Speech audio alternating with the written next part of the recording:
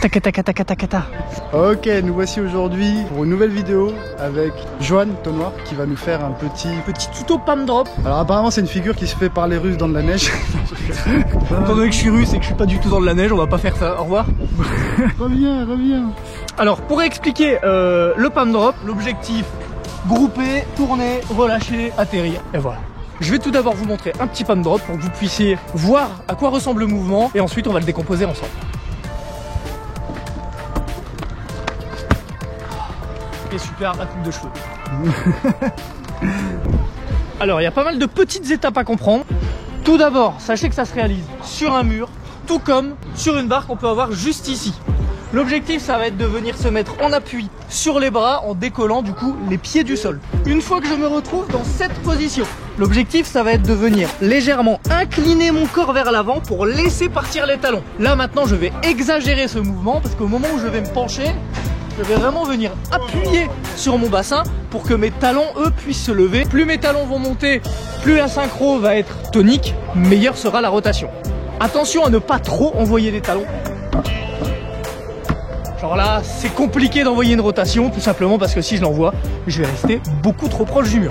Du coup, il faut vraiment trouver le bon équilibre entre ce petit fouet, ici, et le moment où on va devoir venir tendre les jambes et pousser en même temps sur les mains. Donc là je vais juste faire cette petite étape qui normalement va déjà vous donner pas mal de rotation. Vous allez vous dire d'accord, je peux imaginer le salto arrière à partir de là.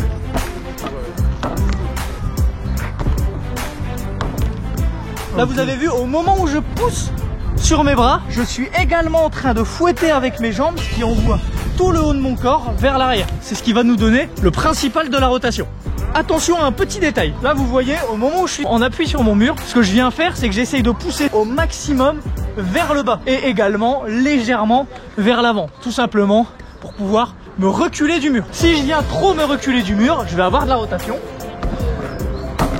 Mais là vous avez vu, mon corps part directement vers le bas et du coup si j'essaye de tourner, je risque d'atterrir très juste. Mini pause. Pousse.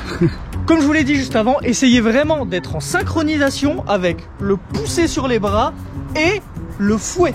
Si vous venez faire les deux choses en même temps, vous allez avoir rotation et hauteur. Si on peut réussir à tourner à bonne hauteur, du coup à hauteur du muret, vous allez pouvoir en faire des très bas. Comme vous avez pu le voir, je fais pas non plus le salto arrière le plus classique du monde. C'est-à-dire que moi je me mets en position fœtus. Ce qu'on va appeler position fœtus, ça va être un salto arrière qui va essayer d'être le plus petit possible. Sur un mouvement où on est collé à un mur comme celui-ci, ce qu'on va essayer de favoriser, c'est la vitesse de rotation. Par contre, plus je tourne vite, en général, plus je suis proche du mur. Là, l'objectif, ça va être de réussir à avoir cette vitesse de rotation, mais toujours en gardant une énorme marge de sécurité avec le mur.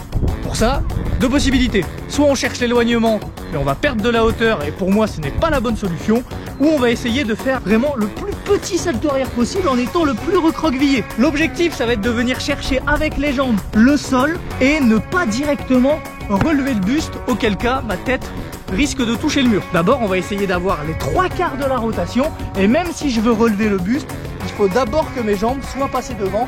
Comme ça, je risque rien avec la tête et c'est bénéfique pour tout le monde. Comme vous le savez peut-être, dans le parcours game, le pam drop a énormément évolué. C'est-à-dire qu'à la base, on le fait vraiment sur des murets qui étaient très hauts. Et maintenant, c'est un mouvement qui peut se réaliser quasi sur une bordure. Mais dans un premier temps, si vous n'avez pas fortement confiance en votre salto arrière ou en votre rotation arrière, on va essayer de commencer en faisant ça sur une hauteur convenable. C'est-à-dire plus ou moins une hauteur d'homme. Et là, du coup, on peut tourner un peu plus lentement, essayer de plus décomposer le mouvement et surtout mieux s'y retrouver en l'air. Une fois qu'on est super à l'aise avec ça, on va pouvoir essayer de trouver ce qu'on va appeler des mi-hauteurs. Là, ici, pour le coup, je trouve ça vachement haut. Ici, c'est vraiment parfait pour toutes les personnes qui font des pam drop. En fait, c'est à la hauteur de téton, quoi. Exactement. Comme ça, on a tout pile la place pour pouvoir se mettre en appui. Les pieds ne touchent pas le sol. Que du bonheur.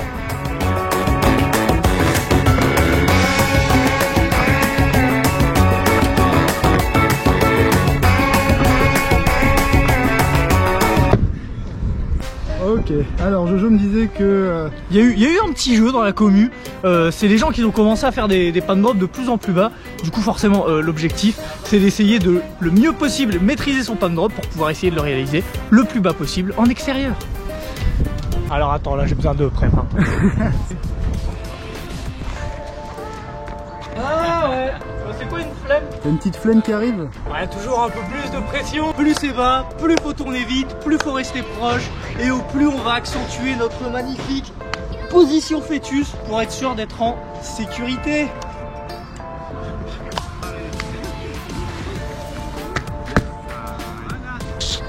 Petit plat pied, mais franchement ça va. Pour un premier comme ça, pas trop échauffé, c'est carré. Bravo, ma che bellissimo! Oh my God, that was beautiful. See you in the next episode tomorrow at 6 p.m.